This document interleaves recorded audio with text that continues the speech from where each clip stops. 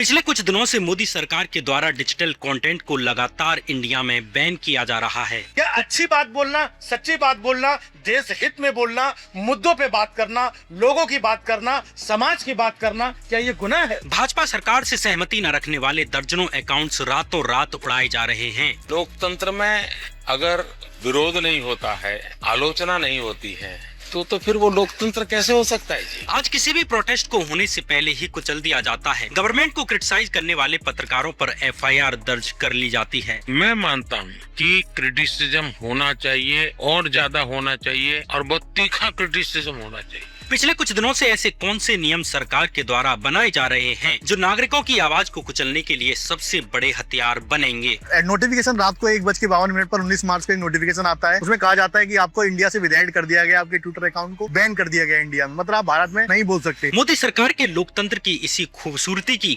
एक एक परत उखाड़ेंगे आज के इस एपिसोड में। मैं मानता हूँ मोदी सरकार की भरपूर आलोचना होनी चाहिए, हर प्रकार से आलोचना होनी चाहिए।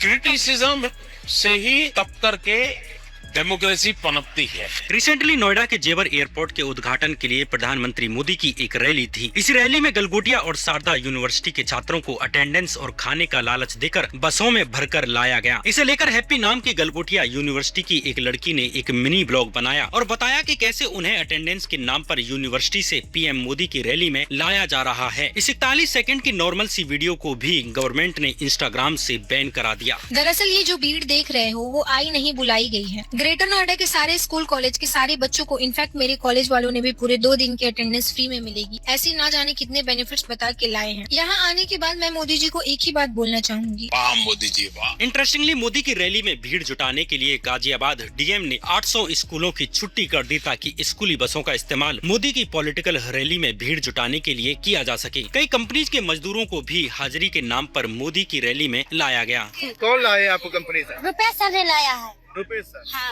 कंपनी से? हाँ। तो अच्छा, बंद करा दी आज कंपनी? हाँ, हाजिरी भी देगा। अजय भी पैसे भी देंगे? हाँ, सारे लोग कंपनी से आए? सारे लोग कंपनी से आया हूँ। इसके बावजूद सरकार ने एक हार्मलेस रील को भी इंस्टाग्राम से जबरन बैन करा दिया। जो लोकतंत्र को ताकत मिलनी चाहिए आलोचना से, दुर्भाग्य से इन दिनों वो सौभाग्य हम लोगों को नहीं मिलता है। तो मैं ये कमी महसूस करता हूँ कि अच्छी सरकार चलाने के लिए अच्छी आलोचना बहुत जरूरी है। ऐसे ही कॉमेडियन पुलकित मणि ने मोदी की मिमिक्री करते हुए एक वीडियो बनाई। इस वीडियो में पुलकित ने बस ये दिखाया कि आखिर मोदी फॉरेन मिनिस्टर्स के साथ कैसे मिलते हैं।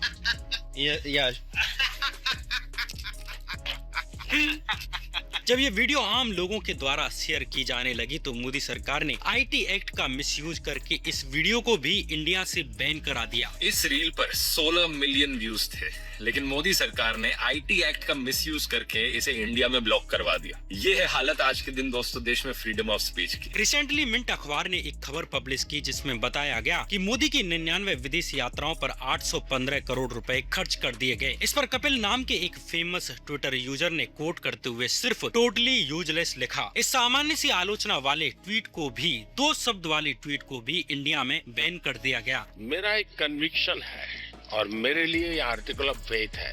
मैं सिद्धांततः मानता हूँ कि समृद्ध लोकतंत्र के लिए आलोचना एक शुद्धि यज्ञ है।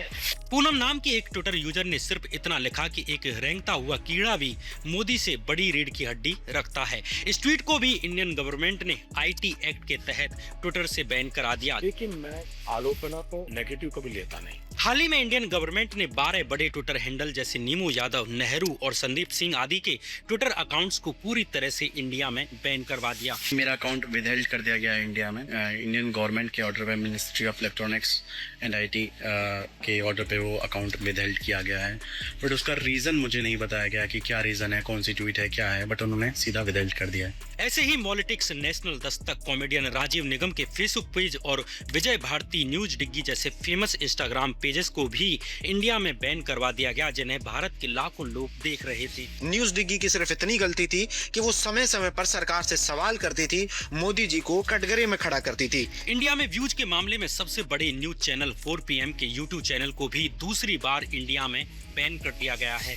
जो लोग बोल रहे हैं, सरकार से सवाल पूछ रहे हैं, वो चंद लोग ही बचे हैं जो कि आवाज है, जो सरकार की आंखों में आंखें डालकर सवाल पूछते हैं। नीमू यादव, संदीप सिंह और नेहरू जैसे 12 अकाउंट्स को इंडिया में बैन करवाने पर ट्विटर ने कोर्ट से कहा कि सरकार का ये एक्शन डिस्प्रपोर्शनेट है।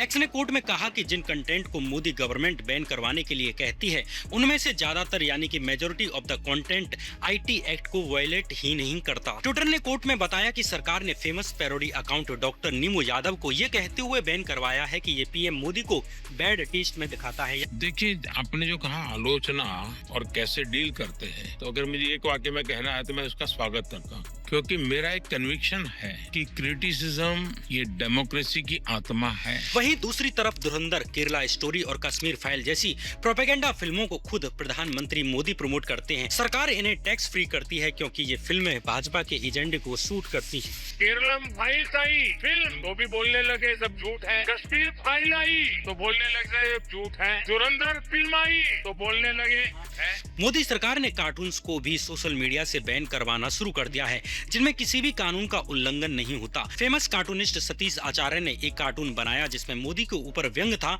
कि कैसे मोदी ईरान इंडिया की हिस्टोरिकल दोस्ती की बात करते थे, और जब अमेरिका द्वारा ईरान के सुप्रीम लीडर की हत्या तक कर दी गई तब पीएम मोदी ने एक बयान तक नहीं दिया। इस कार्टून को भी मोदी गवर्नमेंट ने आईटी एक्ट का उल्लंघन बताते हुए ट्विटर से बैन करवा दिया।